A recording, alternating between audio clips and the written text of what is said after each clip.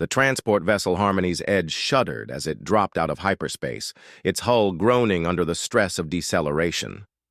Captain Zexhai of the Corvani Empire stood on the bridge, his 4 arms crossed behind his back as he surveyed the holographic displays showing their destination. The human colony world of New Terra. "Status report," he commanded, his voice a low rumble that made the bridge crew flinch. "Sir, we've successfully intercepted the human evacuation convoy," reported Lieutenant Vosh, her tentacles dancing across the control interface. "3 civilian transports, minimal escort. They're requesting safe passage through neutral space." Zexhai's mandibles clicked with amusement. The humans always amused him with their naive faith in galactic law. The Corvani Empire had been expanding for 3 centuries, and no species had ever successfully resisted their advance. These particular humans were refugees from the recently conquered Proxima colonies, seeking sanctuary wherever they could find it. "Open a channel," he ordered. The main screen flickered to life, revealing the bridge of the lead human vessel. A middle-aged man with graying hair and tired eyes appeared, flanked by what appeared to be his senior officers. Behind them, Zexhai could see other humans moving about with the desperate efficiency of people who had already lost everything once. "This is Captain Rodriguez of the civilian transport New Hope," the human said, his voice steady despite the obvious fear in his eyes. "We're carrying non-combatants seeking asylum. We have no weapons and pose no threat to your vessels." "Captain Rodriguez," Zexhai replied, allowing his voice to carry the weight of imperial authority. "I am Captain Zexhai of the Corvani Third Fleet. Your vessels have entered space claimed by the Empire. By galactic law, you are now subjects of the Empire." Rodriguez's jaw tightened. "These are civilian ships. We have families aboard, children. Surely the Empire can show mercy to non-combatants." "The Empire shows mercy to those who serve it," Zexhai said. "You will prepare for boarding. Any resistance will result in the immediate destruction of your vessels." The transmission ended, and Zexhai turned to his tactical officer. "Prepare boarding teams. Standard procedure for human acquisition. Adult males to the labor camps, females and children to the processing centers." What Zexhai didn't know was that among the refugees aboard the New Hope sat a 17-year-old girl named Sarah Chen. Small, even by human standards, with delicate features and large dark eyes behind wire-rimmed glasses, she looked like exactly what the Corvani would expect from a fragile human child. She sat quietly in the passenger compartment, reading from a worn tablet while other refugees around her wept or prayed. Sarah's fingers moved across the tablet's surface, not reading entertainment or seeking comfort, but analyzing the tactical situation unfolding around them. She had been tracking the Corvani fleet's movements through the ship's limited sensor data, calculating approach vectors, weapons ranges, and boarding probabilities. In her mind, she was already 3 moves ahead.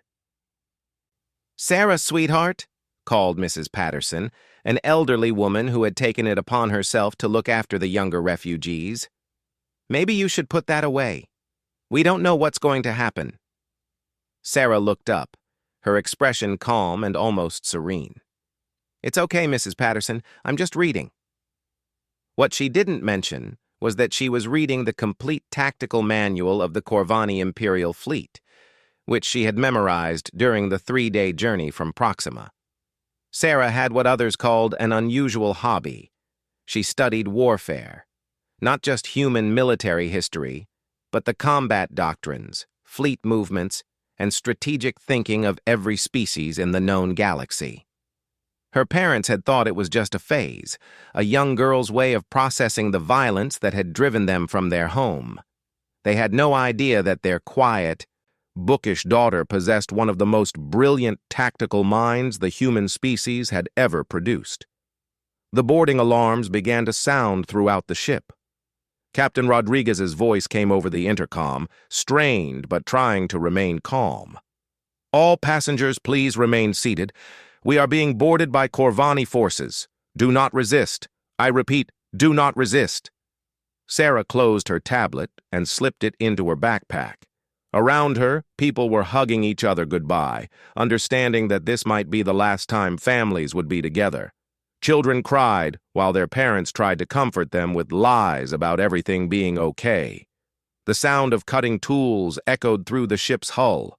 The Corvani were efficient. Sarah had to give them that. They had isolated the ship's communications, disabled its engines, and were now gaining access through 3 different airlocks simultaneously. Classic boarding doctrine designed to overwhelm any resistance and prevent coordinated defense. The first Corvani soldiers through the airlock were exactly what Sarah expected. 7 feet tall, covered in chitinous armor, with 4 arms each carrying different weapons. They moved with the practiced efficiency of a species that had conquered dozens of worlds. Behind them came their officers, distinguished by more elaborate armor and additional cybernetic enhancements. All humans will form orderly lines, announced the lead officer in accented standard. You will be processed according to Imperial guidelines. Resistance will result in termination. As the refugees began to shuffle into lines, Sarah noticed something the adults had missed. The Corvani were using a standard occupation protocol designed for primitive species. They had separated into small teams, relying on their technological superiority and the humans' assumed helplessness to maintain control. It was an efficient system, proven across dozens of conquests. It was also predictable. Sarah moved quietly through the crowd, her small size allowing her to slip between the confused refugees without drawing attention. She made her way toward the cargo bay, where the ship's emergency systems were located. Her parents had always worried about her tendency to wander off and explore, never understanding that she was mapping every ship, station, and building they ever visited. Knowledge was power, and power was survival. The cargo bay was unguarded. The Corvani assumed that terrified refugees would remain huddled together, seeking comfort in numbers. They didn't expect a 17-year-old girl to be thinking tactically, while everyone else was thinking emotionally. Sarah reached the emergency systems panel and began working quickly. The New Hope was an old ship, but it had been retrofitted with modern safety systems after a series of accidents in the outer colonies. Those systems included automated distress beacons, emergency communications arrays, and most importantly, an independent power grid that could operate even if the main engines were disabled. Her fingers flew across the interface as she accessed the ship's communication logs. The Corvani had jammed outgoing transmissions, but they hadn't thought to scrub the existing data. Sarah downloaded everything: fleet positions, communication protocols, even fragments of military communications that the ship's sensors had passively intercepted during their journey. But information was only useful if you could act on it, and Sarah had a plan for that too. She activated the ship's internal communication system, routing it through the emergency network to avoid Corvani monitoring. Her voice, calm and clear, reached every speaker throughout the refugee convoy. Attention all passengers and crew. My name is Sarah Chen. I need everyone to listen very carefully to what I'm about to tell you. On the bridge of the Harmony's Edge, Captain HFY looked up from his tactical display as his communications officer reported the unauthorized transmission. Sir, there's an internal broadcast coming from the human ships. Should we jam it? HFY gestured dismissively with one of his lower arms. Let them have their final words.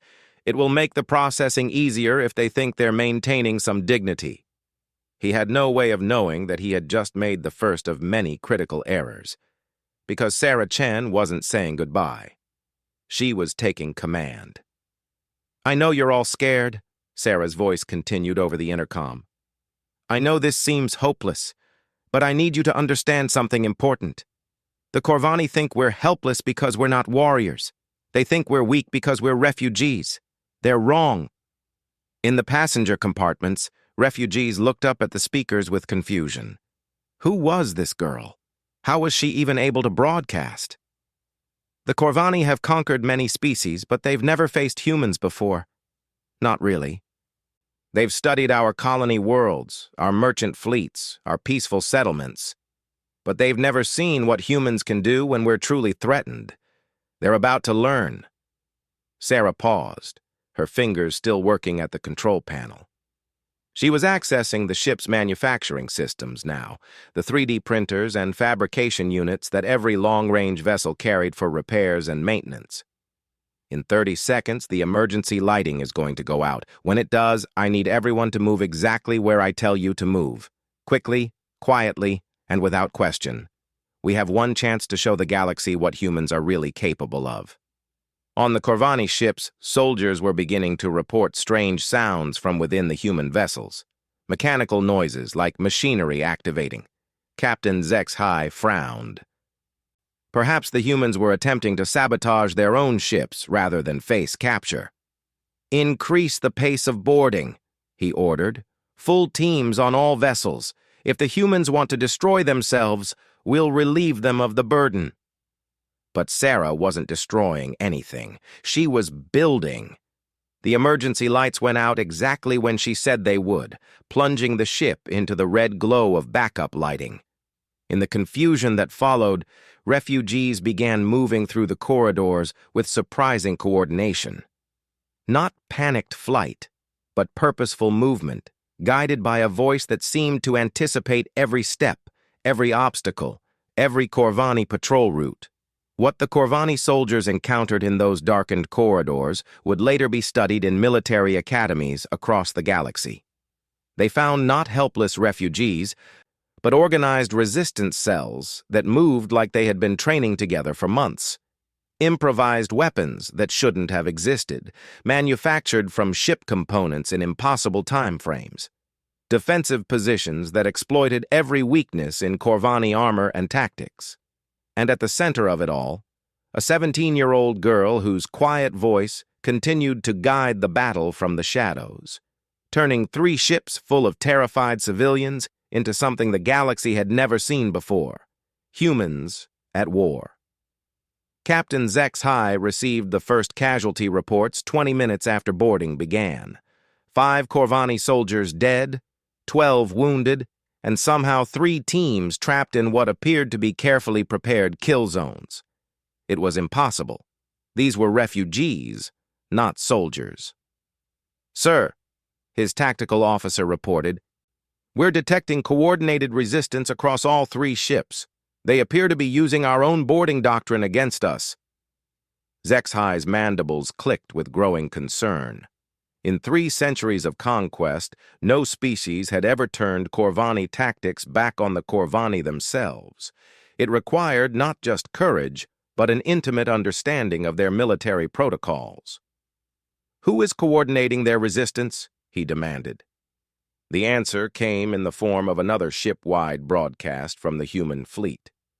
Sarah's voice, still calm, still impossibly controlled for someone her age, filled the bridges of both human and Corvani vessels. "Captain HFY, this is Sarah Chen. I'd like to discuss terms for your surrender." The bridge fell silent. In the background, they could hear the sounds of battle still raging in the corridors of the human ships. But now those sounds carried a different meaning. The Corvani weren't winning. They were losing.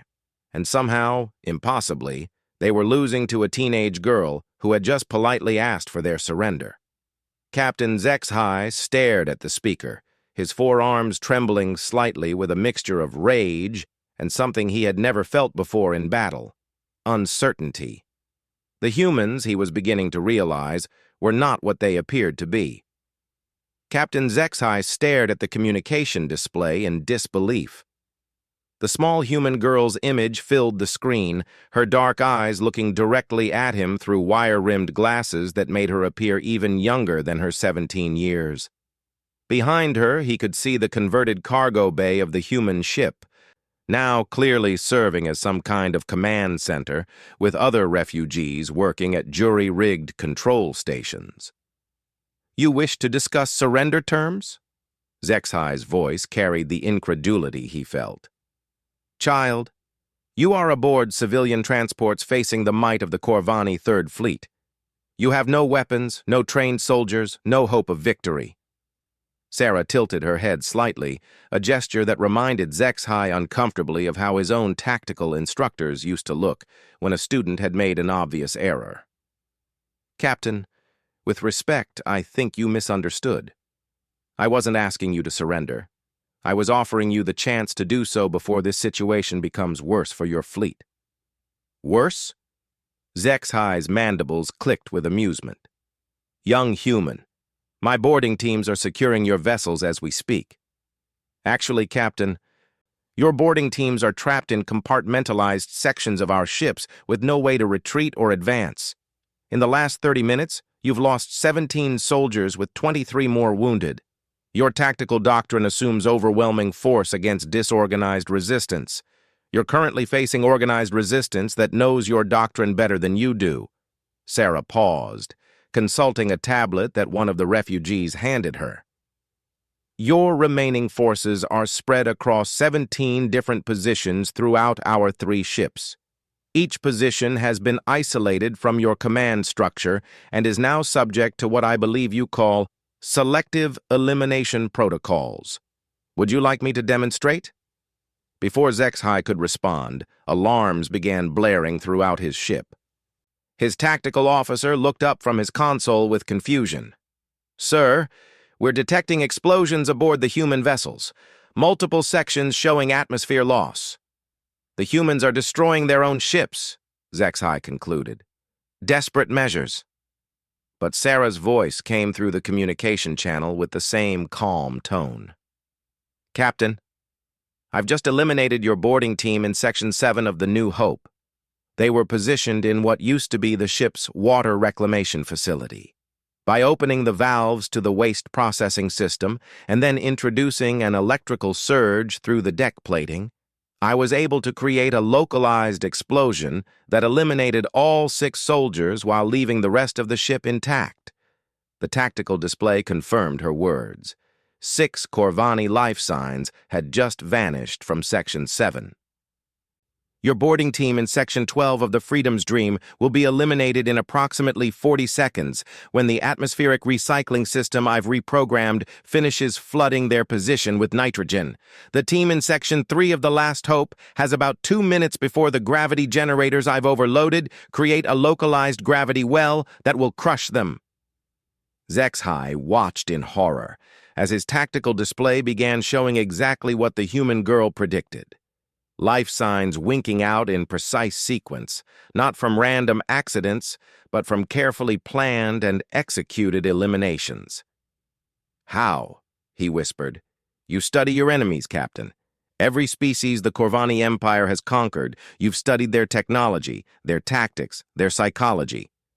But you never studied what they could become when they had nothing left to lose. And you certainly never studied humans who had time to study you back. Sarah stood up from her position, and for the first time, Zexhai could see her full form.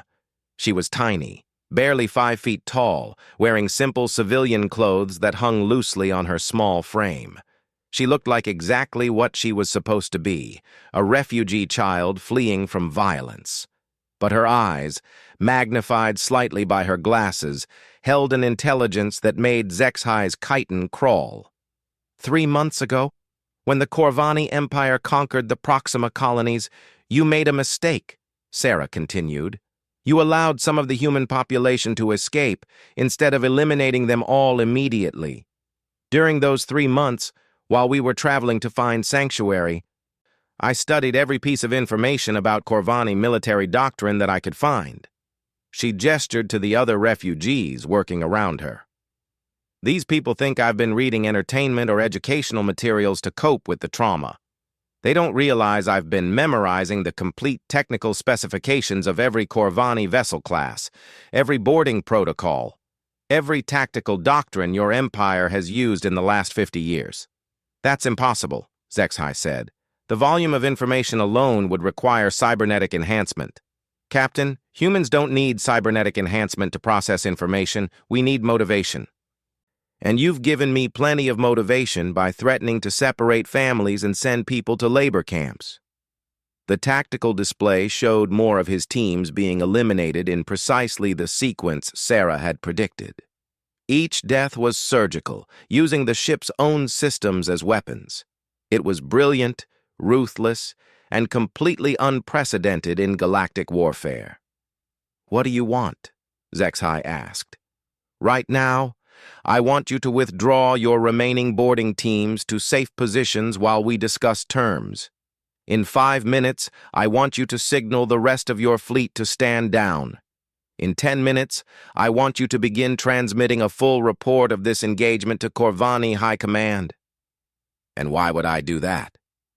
Sarah's expression didn't change, but something in her eyes made Zexhai step back from the screen. "Because, Captain, what you've seen so far is just me working with the materials at hand on 3 civilian ships with no weapons and no trained soldiers. I want your empire to know what one untrained human can accomplish with nothing but intelligence and motivation." She paused, letting her words sink in. "Now imagine what we could do if we were actually trying to fight you." The communication ended, leaving Zexhai staring at a blank screen. Around him, his bridge crew waited for orders. But for the first time in his military career, the captain of the Harmony's Edge had no idea what those orders should be. His tactical officer broke the silence. "Sir, should we withdraw the boarding teams?" Zexhai looked at his display. In the last hour, he had lost over 30 soldiers to a group of refugees led by a teenage girl. His remaining teams were trapped in positions that could be eliminated at any moment by someone who seemed to know his ship's systems better than his own engineers. "Withdraw all teams," he ordered. "Fall back to safe positions and await further orders." "Sir?" The tactical officer looked confused. "We're retreating from civilian vessels?" "We're tactically repositioning," Zexhai corrected, but even he didn't believe his own words. As the surviving Corvani soldiers began their retreat from the human ships, Sarah Chen stood in her improvised command center, surrounded by refugees who were beginning to understand that their quiet, bookish companion was something far more dangerous than any of them had imagined. Mrs. Patterson, the elderly woman who had worried about Sarah's reading habits, approached her carefully. "Sarah, dear, what you just did, how did you learn to do that?" Sarah looked up from her tablet where she was analyzing the Corvani fleet's new positions and calculating their next likely moves. "I read a lot, Mrs. Patterson, and I remember everything I read." "But child, that wasn't reading. That was warfare." "Yes," Sarah said simply. "I read about warfare. Human warfare, Corvani warfare, warfare from every species in the galaxy. Most people read fiction for entertainment. I read military history."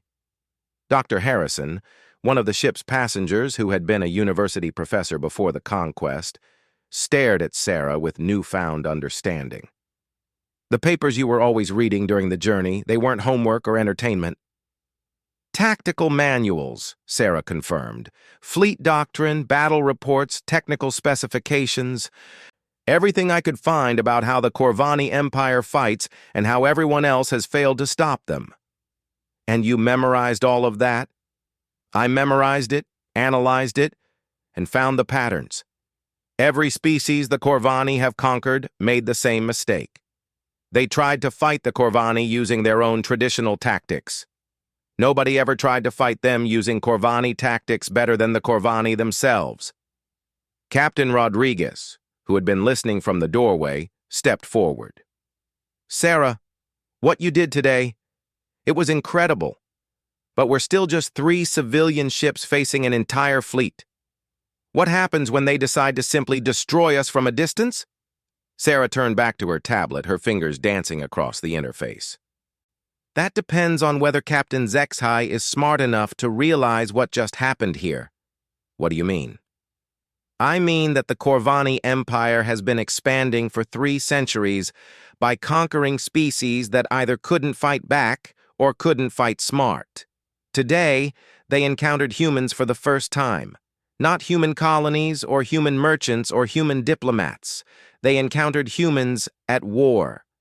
She looked up at the adults surrounding her, all of whom were staring at her with expressions of awe, fear, and growing hope. The question now is whether the Corvani Empire is smart enough to be afraid of what they just learned about us, because if they're not, Sarah's voice trailed off as she returned to her calculations. If they're not, then they're going to keep underestimating humans until someone shows them just how dangerous that mistake can be. On the bridge of the Harmony's edge, Captain HFY was discovering that retreat from human vessels was not the end of his problems, but the beginning of entirely new ones. His long-range sensors were detecting movement throughout the system, ships that had been hidden in the asteroid fields and behind planetary bodies suddenly revealing themselves. "Sir," his sensor operator reported, "we're detecting multiple human vessels moving toward our position. They appear to be military craft." Military? HFY felt his mandibles click with confusion. Intelligence reports indicated this system contained only civilian populations. "Sir, the vessels are broadcasting identification codes. They appear to be ships from various human colonies, not fleet vessels, but they're armed and moving in formation." As HFY watched, more and more contacts appeared on his screen. Merchant vessels that had been retrofitted with weapons. Mining ships carrying improvised missile launchers. Even small personal craft that had somehow been equipped with military-grade sensors and communication arrays. His communication officer looked up with an expression that HFY was beginning to recognize as the precursor to very bad news. "Sir, we're receiving a transmission from the approaching human fleet. It's addressed to the young human female on the refugee vessel." "Put it through," HFY ordered. The main screen filled with the image of a grizzled human male in a military-style uniform that had seen better days.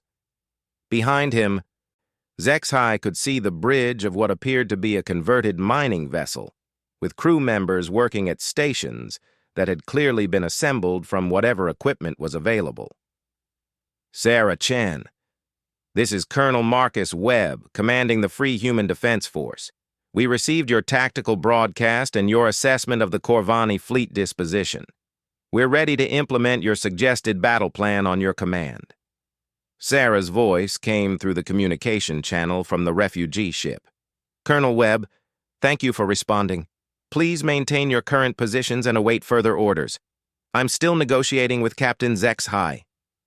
"Understood, Sarah. The fleet stands ready." The transmission ended, and HFY found himself staring at a tactical situation that had gone from a simple refugee interdiction to something he had never encountered in 3 decades of military service. Somehow, this human child had not only defeated his boarding teams, but had also coordinated with a hidden fleet of human vessels that appeared to be taking orders from her. "Sir," his tactical officer said quietly, "recommend we signal for reinforcements." HFY nodded, but he was beginning to suspect that reinforcements might not be enough. Because if this small human girl could accomplish this much with 3 civilian ships and a handful of refugees, what could she do with an actual military force at her disposal? He was about to find out. The emergency council chamber aboard the Corvani flagship buzzed with tension as Captain HFY faced his senior officers. The holographic display in the center of the room showed the current tactical situation. His Third Fleet, one of the Empire's most successful conquest forces, effectively held in stalemate by a collection of human refugee ships and converted civilian vessels. "Report," HFY commanded, though he dreaded what he was about to hear. Commander Vextar, his second-in-command, activated the tactical display. "Sir, the human fleet has grown to 47 vessels over the past 6 hours. They appear to be using some form of communication network that our sensors cannot intercept or jam. New ships arrive already knowing exactly where to position themselves for maximum tactical advantage." "What type of vessels?" HFY asked, though he suspected he knew the answer. "Converted civilian craft, sir. Mining ships, cargo haulers, passenger transports, even personal recreational vessels. But they've all been modified with weapons and defensive systems that shouldn't be possible given their original specifications. Chief Engineer Kothmal brought up another display. Sir, I've been analyzing the modifications the humans have made to their ships. They're using a combination of technologies from dozens of different species, integrated in ways that violate every known principle of engineering compatibility. By all rights, these systems should be tearing their ships apart. But they're not, Zexhai observed. No, sir, they're not. In fact, they appear to be more efficient than our own systems in many respects. It's as if someone took the best elements from every technology in the galaxy and found a way to make them work together. Zexhai felt his chitin prickle with unease. Someone with extensive knowledge of galactic technology. Yes, sir. Someone who understands not just human engineering but Corvani systems, Altarian power cores, Zenthari weapons technology, Vilkan defensive arrays. The integration patterns suggest a level of cross-species technical knowledge that should be impossible for any single individual. The communication officer interrupted with the announcement that Zexhai had been both expecting and dreading. Sir, incoming transmission from the human refugee vessel. It's the young female again. On screen. Sarah Chen appeared on the display, still seated in her improvised command center aboard the New Hope. But now Zexhai could see that her setup had evolved. Multiple screens showed tactical displays, communication feeds, and what appeared to be real-time engineering schematics of both human and Corvani vessels. Around her, other refugees worked at stations that had been transformed into a sophisticated command and control center. Good evening, Captain Zexhai, Sarah said politely. I trust you've had time to assess your current situation. I have, Miss Chen. I find myself curious about how a 17-year-old human refugee has managed to coordinate a fleet action that has effectively neutralized one of the Empire's primary naval forces. Sarah smiled, an expression that somehow managed to be both innocent and terrifying. I told you I like to read, Captain. What I didn't mention is that I also like to write. Write? Tactical scenarios, battle plans, strategic analyses. For the past 3 months, while everyone thought I was coping with trauma by reading, I was actually developing comprehensive plans for human resistance to Corvani occupation. She gestured to one of her displays. I've written detailed instructions for converting civilian vessels into military craft using readily available components from any major spaceport. I've created communication protocols that allow decentralized command structures to operate without detectable coordination signals. I've designed tactical doctrines specifically adapted to counter every known Corvani fleet formation. That's impossible, Commander Vextar interjected. The complexity alone would require years of military training and experience. Commander, that's the difference between human intelligence and Corvani assumptions about intelligence, Sarah replied calmly. You assume that complex analysis requires formal training because that's how your society works. Humans don't need formal training to think. We just need access to information and the motivation to use it. She paused, her fingers moving across her tablet. During our 3-month journey from Proxima, I had access to the complete databases of 4 different human colonies, including their military archives, technical libraries, and historical records. I also had access to intercepted Corvani transmissions, captured equipment specifications, and detailed intelligence reports from every human world your empire has attacked. And you processed all of that information? I processed it, analyzed it, synthesized it, and used it to develop what you might call the first comprehensive human doctrine for asymmetric warfare against technologically superior opponents. Captain Zexhai felt something he had never experienced in his long military career, the cold certainty of impending defeat. What do you want from us, Miss Chen? What I've wanted from the beginning, Captain. I want you to contact Corvani High Command and report exactly what happened here today. They won't believe it. Then they'll make the same mistakes you did, And the next time the Corvani Empire encounters human resistance, that resistance will be even better prepared. Sarah stood up, and her small form somehow filled the screen with presence that made Zexhi's experienced officers step back unconsciously. Captain, your empire has conquered dozens of species over the past 3 centuries. Every conquest followed the same pattern: overwhelming technological superiority against opponents who tried to fight using their own traditional methods. Yes, today, you encountered something new.